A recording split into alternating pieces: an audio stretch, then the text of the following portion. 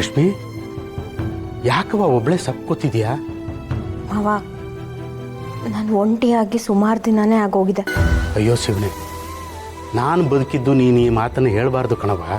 ಅಯ್ಯೋ ಮಾವ, ನೀವು ನನ್ನ ಜೊತೆಗಿಲ್ಲ ಅಂತ ನಾನು ಹೇಳ್ತಾ ಇಲ್ಲ.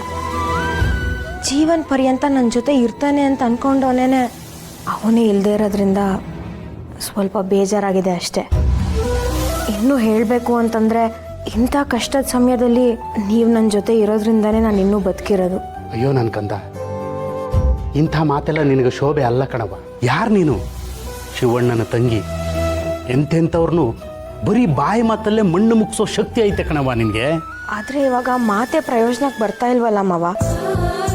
ನಾನು ಸೀನಾ ಜಗಳಾಡ್ಕೊಂಡು ಕಿತ್ತಾಡ್ಕೊಂಡು ಕಾಲು ಎಳ್ಕೊಂಡಿರುವಾಗಲೇ ನನ್ನ ಜೀವನ ಇನ್ನೂ ಚೆನ್ನಾಗಿತ್ತು ಅನ್ಸತ್ತೆ. ಗಂಡ ಹೆಂಡತಿ ಅಂದಮೇಲೆ ಜಗಳ ಇದ್ದೇ ಇರುತ್ತೆ ಕಣವ.